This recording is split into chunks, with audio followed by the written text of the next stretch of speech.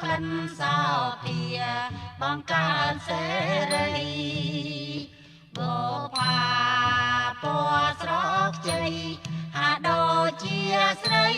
កញ្ញាចាតចាយគ្រប់គ្នាគេតែងសរសើរចំពោះរូបបុផាកន្លងក្នុងសួនច្បារមកចាំត្រៀមត្រាក្រេបយកលំអងការីងគួចិត្តចង់យកមកក្រងជាពួងលំអ